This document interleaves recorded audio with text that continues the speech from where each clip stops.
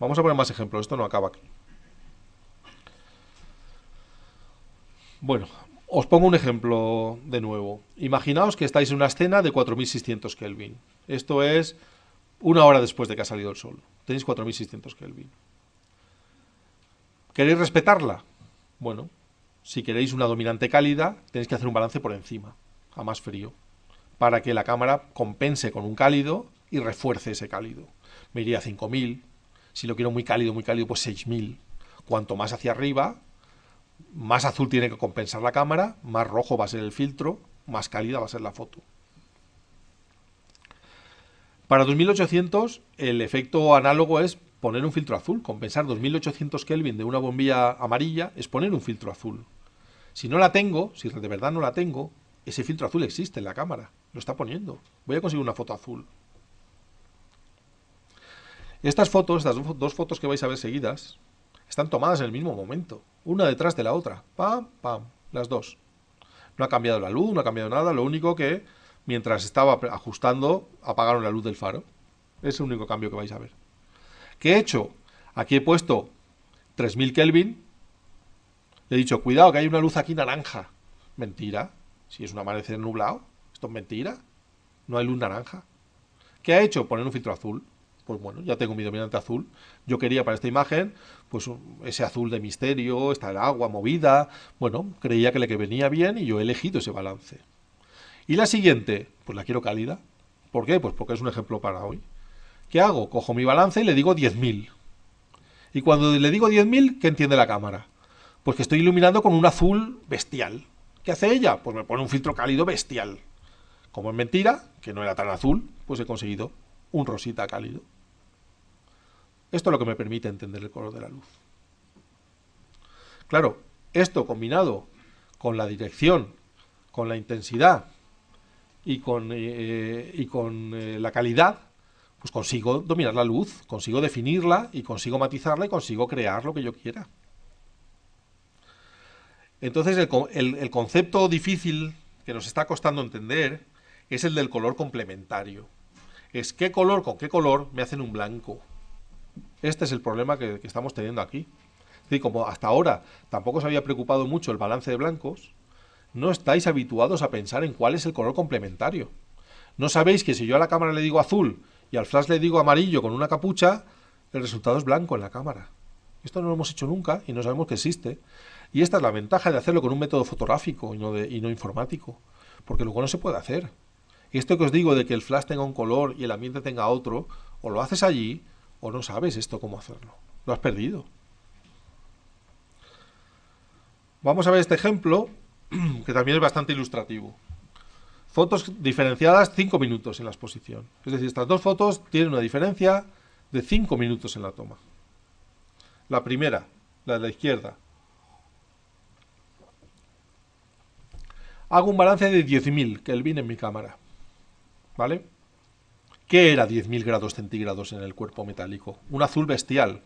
¿Qué ha hecho la cámara? Me ha metido rojo por un tubo para hacer un blanco. Como es mentira, tengo el filtro rojo, ya lo veis en el cielo. ¿Cómo he pintado de blanco todo ese redil? Poniéndole al flash el color complementario. Si le he dicho 10.000, me vas a poner un filtro azul, yo pongo un naranja a mi flash y estoy compensando esa luz. Perdón, en la primera no. La primera he dicho 10.000, tengo un filtro cálido y le he puesto un filtro azul al flash. De forma que cuando la luz azul llega a la cámara, que tiene un filtro cálido, se hace blanco. El filtro cálido lo vemos, lo podemos visualizar porque está en el cielo. El cielo, que es donde mi flash no llega, está creado con el balance de cámara, con esos 10.000 Kelvin de cámara.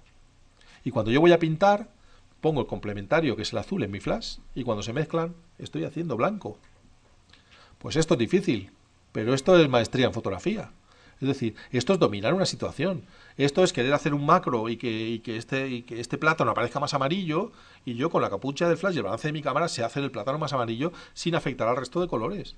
Tengo un dominio bastante grande sobre el color de la luz. Y esto no lo sabíamos hasta este momento que lo estamos estudiando. Y esto se nos pasaba desapercibido. Y aquel que trabaja en balances automáticos, ¡ay, mira qué amanecer! Si yo estuve allí y aquello era rojo increíble. Bueno, pues en el balance automático, la cámara coge el tono más claro, que a lo mejor es un amarillo, y lo toma como blanco. y te está compensando todo el cálido del amanecer y lo está destruyendo. No hay forma de controlar el color de la luz salvo así. Claro, cuando disparas en RAW luego lo puedes modificar, eso está claro. Tú modificas toda la escena. Pero ¿qué pasa aquí que estás mezclando tú luces en la toma? Tú no podrías hacer esto sin entender el color de la luz. Porque ¿cómo encuentras una capucha de color de flash complementaria? No sabes cuál es. Segunda foto. Yo le digo a mi cámara 2800 Kelvin. 2800 Kelvin. ¿Qué pasaba cuando calentaba esto a 2800? Que estaba rojo. ¿Qué me pone? Un filtro azul bestial. ¿Qué tengo en el cielo? El filtro azul bestial. ¿Por qué el cuco aparece blanco? Porque lo he pintado yo con un flash, con una capucha naranja. O casi roja. Cuando se ha mezclado el naranja del flash con el balance de cámara frío, se hace el blanco, porque son complementarios. ¿Preguntas? Sí, sí va a haber aquí preguntas. Puedo repetirlo todo desde el principio. Es importante entender esto, porque ya lo estáis viendo en el resultado de las fotos. Cambia dramáticamente, cambia bestialmente. Pues esto está en las cámaras de todos. Todas vuestras cámaras está esta posibilidad de hacer esto. Lo único que hay que hacer es entender el color. El color. Primero, en el balance simple, que es lo que hemos visto aquí. Quiero un balance cálido, quiero un balance frío para una luz ambiente. Y segundo, a la hora de que yo mezclo ese balance de mi cámara con una luz que yo aporto con un flash. O con un foco, o con lo que sea, que pueda tener control sobre el color. Una pregunta. Entonces, de acuerdo con los dos ejemplos que has puesto de las nocturnas, Sí. ya no nos valdría modificar el balance de color después a posteriori en No, edición no, no, con no, RAW no. porque efecto. tienes que tener dos balances diferentes y En compensados. efecto. O entiendes bien el color de la luz, Ya, ya. o eso ya en Photoshop no se puede hacer, ni en el revelado no se puede hacer, porque estás afectando a dos colores de la luz. Si te equivocas y crees que ese balance equivale a un filtro verde, y te equivocas, luego en Photoshop puedes recuperar uno de los colores, pero el otro no. El otro va a estar o berenjena, o, claro, o verde o berenjena.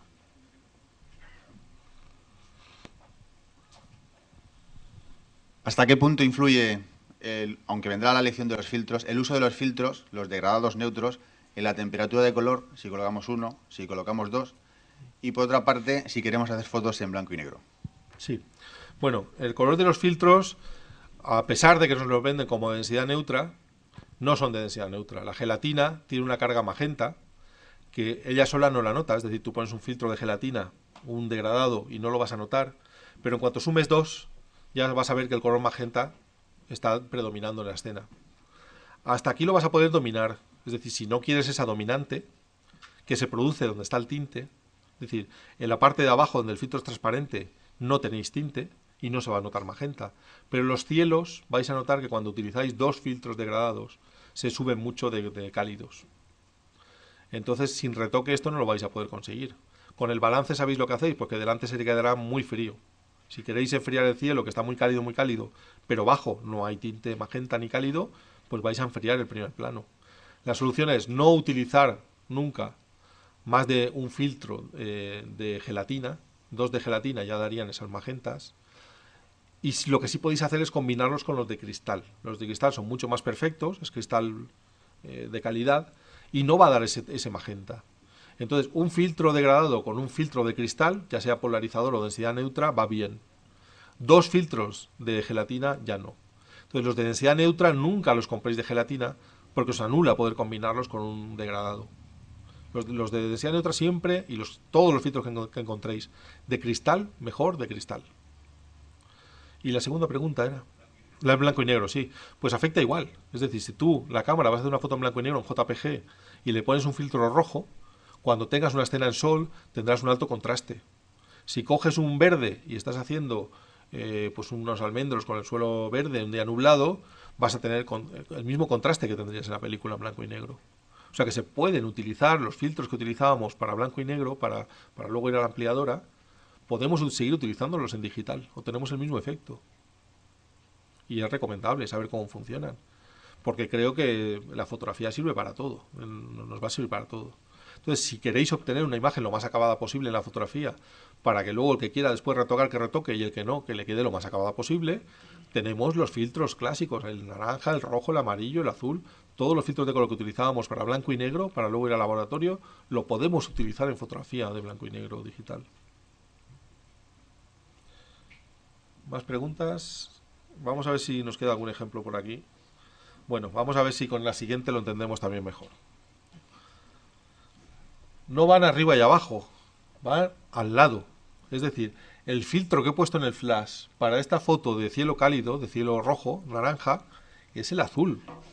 Porque cuando se mezcla el naranja del balance de la cámara con el azul del flash, están dando blanco. Y bajo he hecho un balance muy a fríos, muy azul, a 2800 Kelvin, por ejemplo, y cuando ese azul se mezcla con el naranja del flash, produce blanco.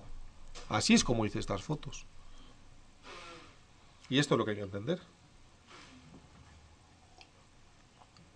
A ver, una pregunta que lanzo al público para ver si lo vamos entendiendo. Imaginaos que tengo... Bueno, se ha ido el sol hace un rato y tengo una atmósfera fría. Una atmósfera de 7000 Kelvin. ¿Vale? ¿Cómo consigo calentarla? ¿Cómo consigo hacer un poco cálido esos 7000 Kelvin?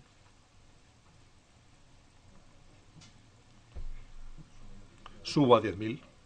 Subo por encima de ese valor y estoy yendo a hacer un balance cálido. Le estoy diciendo que estoy iluminando con más frío.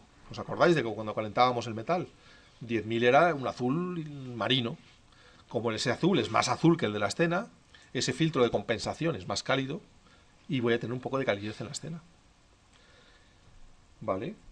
Imaginaos que estoy a plena luz del sol, 5500 Kelvin. Y quiero hacer la famosa hora azul esta del Flickr. ¿Qué balance hago?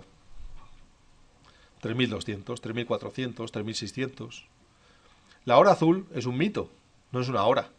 A cualquier hora del día nublado tú consigues la hora azul. A cualquier hora, lo podemos hacer cuando queráis. Tú sales hoy a la calle y pones 3400 Kelvin y haces una foto y veréis lo azul que sale. Tanto más o menos azul como juguéis con el balance. ¿Qué pasa con la hora azul? Pues que hay muchas personas que tienen el balance automático y la hora azul se produce cuando la cámara ya no es capaz de compensar ese azul fuerte que hay en la... O sea, cuando excede a 10.000 Kelvin, la cámara ya no lo puede compensar y sale azul en automático, pero tú lo pones en manual y le va bajando valores y aquello sale azul muchísimo antes y a mediodía tú haces un azul en un mediodía nublado, cuando queráis. Y por último, una cualidad de la luz que conviene conocer es la polarización. La luz se puede polarizar. Se puede polarizar porque ponga yo un elemento que filtre una de las componentes de la luz, que es perpendicular, que es la responsable de que se polarice la luz, que es el polarizador. El polarizador absorbe selectivamente esa onda y deja solamente la direccional. Entonces yo veo el paisaje iluminado, pero he eliminado reflejos en el paisaje. El polarizador actúa solamente en determinados momentos del día, que es cuando tengo, o de mi orientación con respecto a la fuente de luz, que es cuando tengo el sol en 45 grados. Cuando tengo el sol en 45 grados, tengo la máxima polarización posible. Si lo tengo detrás, tengo cero polarización. Estoy poniéndole pues como un filtro de densidad neutra pequeño.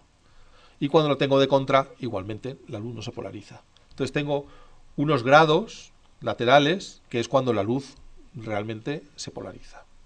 Esto sería la absorción selectiva de esa componente tangencial de la luz, que actúa de la siguiente manera con el polarizador, elimina además todos los reflejos sobre superficies no metálicas.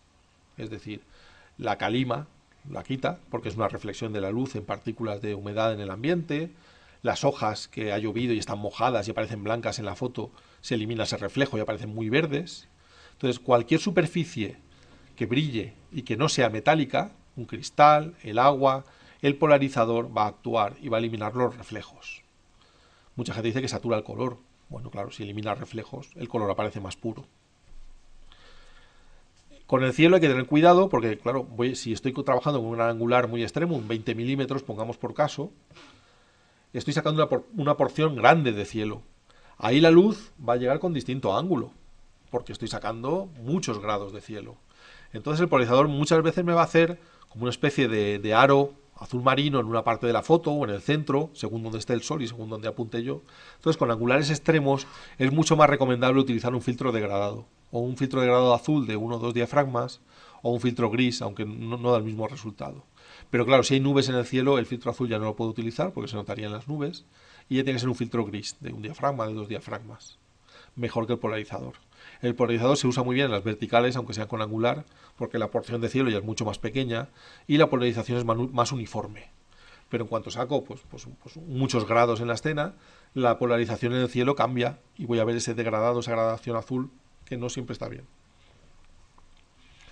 Luego también la luz lunar está polarizada, pero es otro tipo de polarización. La polarización se produce también cuando la luz rebota en una superficie. Toda luz reflejada, cuando estoy con un reflector o cuando estoy iluminando una escena con luz lunar, esa luz está polarizada. Veréis que en la noche, en la fotografía nocturna, os saldrán muchísimos cielos con ese efecto de polarización, de halo, de viñeta o de densidad degradada en el cielo, sobre todo en los cuartos. En los cuartos creciente y menguante es cuando más se nota la polarización de la luz lunar. Bueno, pues saberlo, que os sale por eso, porque estáis trabajando sin saberlo con luz polarizada. Luego, bueno, aquí hay mucho contenido que lo veremos más adelante, que es trabajar en estudio, por ejemplo, sujetos muy brillantes con doble polarización de la luz. Es decir, polarizador en cámara y polarizador en el flash. Con la doble polarización de la luz elimino absolutamente todos los reflejos de la escena. Una salamandra de estas mojada, una piel húmeda, no hay forma de quitar esos reflejos de flash si no es con la doble polarización de la luz.